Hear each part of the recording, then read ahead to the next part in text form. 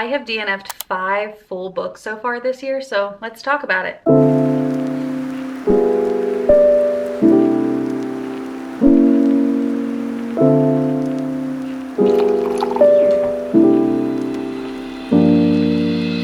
Hi, my name's Fallon. Welcome back to my channel where I talk about all things books. Today, I'm gonna be talking about the 5 books that I have DNF'd this year. If you don't know what that means, DNF stands for did not finish. And I know that there are a lot of opinions on DNFing a book or whether a person should or shouldn't. I know that some people will like push through even if they're not enjoying the book. I am not that person. I will stop reading a book if I am over halfway through, which I have like 2 on here, I think, that I was very far into, that I then was like, never mind. So that being said, I'm going to talk about the books that I DNF'd, why I DNF'd them, and whether or not I think I'll pick them up again or not. I have 2 different versions of like DNFing a book. I have like a hard DNF and a soft DNF. Like if I know that I'm never going to pick that book up again, like it's a hard no for me, that's a hard DNF.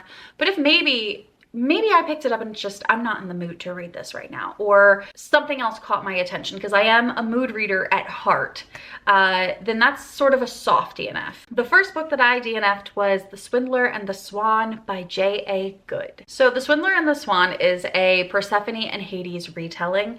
I went into this book after watching a couple reviews, really excited. There were a lot of reviews that were like, if you liked a touch of darkness, which is also another Hades and Persephone's retelling, then you would like this because this has even more Greek mythology into it. So I went into this with really high hopes and I was so disappointed.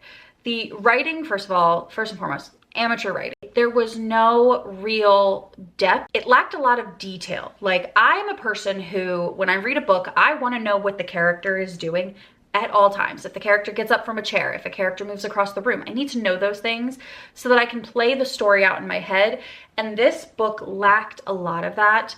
On top of this, it was so fast paced. Like, it opens with all of the gods being at this like ball or something, and Hades learns about Demeter's swan, and then he immediately goes and steals the swan, and then he immediately realizes that it's Persephone, her daughter. And then Persephone goes from being this like girl who's never been around other people and just immediately hates her mother. All of a sudden, she finds out that her mother kind of cursed her, immediately hates her mother and loves Hades. And it's like, it happens so fast that I'm like, whoa, what? I mean, I will say the Greek mythology aspect, there was a bit more of that in this book than there was A Touch of Darkness. There's these scenes where Persephone is in Hades and she's sort of helping souls move on, and one of the souls that she meets is Helen of Troy, and that entire scene was so interesting and so good. But overall, there was not enough world building for me. It was just too fast paced, and the writing was so amateur, and like the romance of it all, too fast, just way too fast. I'm a slow burn girly. I need to know each of the characters outside of like the romance itself. Like, I want to know a little bit about each of them before they get together. So, and this didn't have that, and so I DNF'd it pretty early on. The next book that I DNF'd, and this makes me so sad, was A Discovery of Witches by Deborah Harkness. This made me sad because I was very excited when I first picked this up, and I found the second book in this, it's like a trilogy, I believe, the All Souls trilogy. I found the second book at the thrift store and was so excited. I DNF'd this book about 3/4 of the way in. In fact, I believe, yeah, this is how far in I DNF'd this book. So the premise of this is that Diana Bishop is a witch, and she's always known that she's a witch, but she doesn't use her magical powers because of the way her parents died. And she is sort of studying alchemy. And so she goes to Oxford and she ends up calling forth this old manuscript that apparently everybody's been looking for. And in this world, there are vampires, witches, and demons, but demons are different than like how I imagine demons, and I think how most people imagine demons. And basically she calls forth this manuscript. It's got a lot of power. She recognizes that. She sends it back because she doesn't use her powers. I gotta say, that part is intriguing, and there's a lot of little things in here, like she has really staticky hair, and she has really staticky hair because she doesn't use her powers. And I kind of loved that. That was one of my favorite little things about this book. But anyway, her and this vampire sort of start a friendship because he's sort of trying to protect her from everyone else who wants something from her regarding this manuscript. They want her to pull it forth. They want her to do this because apparently this manuscript is really important for all different types of reasons. It holds the secrets to the universe, or I don't know, a bunch of other stuff. Up until the point that I DNF'd this, I was really into the story. At some point, her and the vampire have to leave Oxford and they go to his like ancestral home where his mother lives, and his mother is also a vampire. And we learn a lot of backstory about him and vampires and all of that, and it's great. But at some point, the male character, he stops being protective and it turns into like possessive, and he sort of starts treating her like she's dumb, like she doesn't know what she's doing, like riding horses. He's like, I don't know, he's overprotective and sort of infantilizing when it comes to her, and it's an immediate no for me. I don't know. I don't think I'll ever pick this back up. I want to say that it's a soft DNF because I have this copy and I have the second book. But I even tried to watch the show and I couldn't really get into the show. I didn't really like the way it was filmed. I didn't like the coloring, the cinematography, all that. Wasn't my vibe. I don't think that I'm ever gonna continue reading it because the male character immediately started giving me the ick. And I don't think that I can get past that, unfortunately. So it is what it is. The third book that I DNF'd this year is Daughter of No Worlds by Carissa Broadbent, and this sort of broke my heart. Her other series, the Crowns of Nyaxia series, I read the first book, The Serpent and the Wings of Night, and I loved it. I didn't actually finish the second book, but that was not because I didn't like the book, it was because I got distracted, and that was a while ago. That was last year, so it doesn't count for this year. I DNF'd this pretty early on. The world just itself was not fleshed out enough, and I think that this might have been Carissa Broadbent's first novel, and you can sort of tell. There's a lot of things about it that I'm like, this isn't making sense. The biggest thing though, and this took me out of the story to a point where I could not continue reading it, is the book is in first person point of view. So it's being told by the main character. And she travels to this other place where they speak a different language. And this is so far, it's hard to even explain what I'm trying to it's hard to get my point across with this.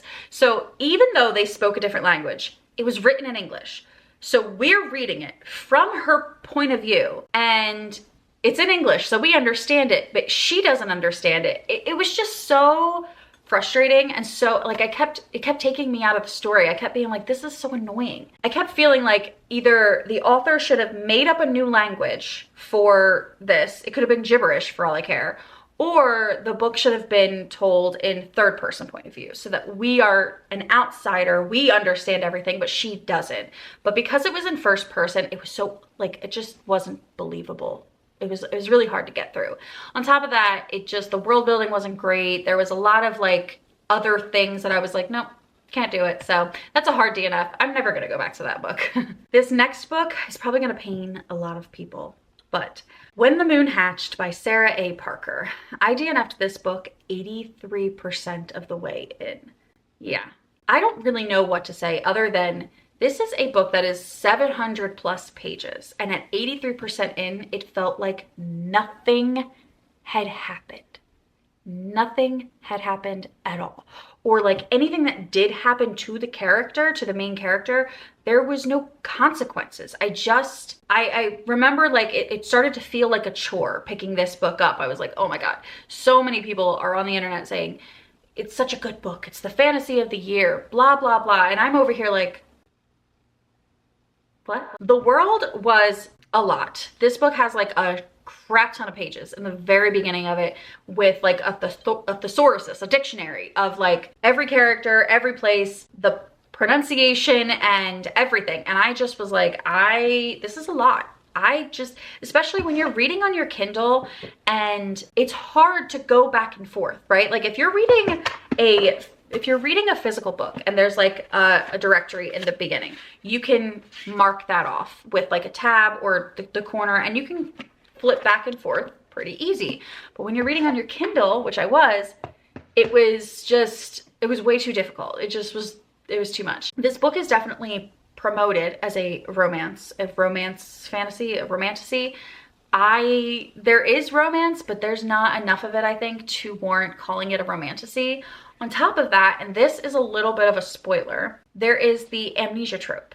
And had I known that going in, I would not have read it because I do not enjoy the amnesia trope. So that was also a little bit frustrating. The premise of the book is great, and I think that the world that the book takes place in is wonderful. The dragons, the different types of dragons, where they come from and how they're different according to where they come from. Loved all of that. But like I said, I was on page 597 and just nothing of substance had happened. And anything that did happen to the character, she just dusted it off. Like, it didn't have any effect on her. It was like plot armor. It felt like she had a lot of plot armor. She was a great fighter somehow. I don't know. It was a lot, and I couldn't do it. So I didn't. And that is probably a hard DNF for me as well. I just really was like, can't do it. Can't do it. The next book is Godkiller by Hannah Canner. This is a soft DNF, okay? I actually have 2 copies of this on accident. This is definitely a soft DNF. I didn't get super far into the book. I only got to chapter 7, but what I did read, I did enjoy. I had come off of reading a lot of fantasy, and then I started reading this and I was like, I think I need a break from fantasy. In fact, I started reading this right after When the Moon Hatched, and I very, very quickly was like, you know what? The problem here is that I need a break from fantasy. So that's a soft DNF. I'm definitely gonna come back to that. I have 2 copies of it. So, and then the last book that I have DNF'd, which is also a soft DNF, is Girl Abroad by Elle Kennedy. I'm not very far in. Actually, I'm a little further than this because I have it on my Kindle as well. Elle Kennedy is my favorite romance author. Romance for me, especially Elle Kennedy books, are sort of like palate cleansers.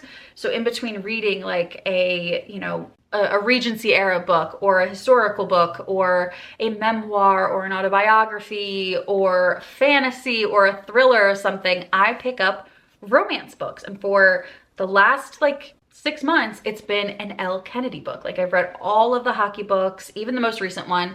I read the last 2 books from her that I read were like Good Girl Complex and Bad Girl Reputation, the Avalon Bay series. And I will eventually read the 3rd book. I'm waiting for when I need a palate cleanser. I picked this book up at Barnes & Noble's, and I also have the Kindle version of it.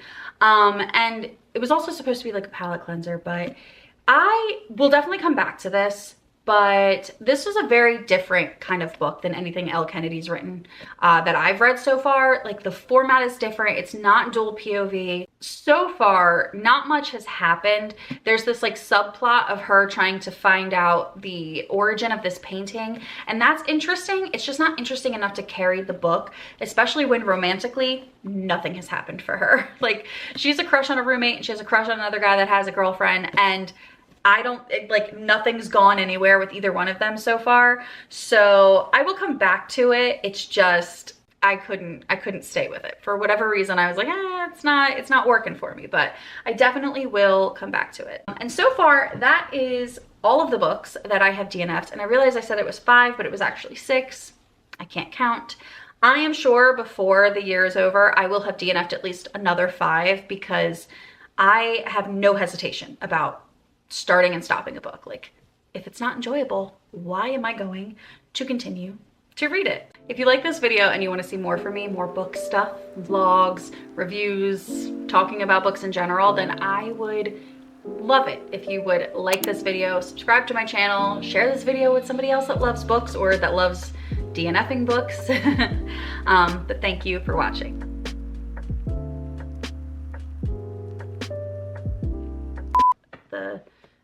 And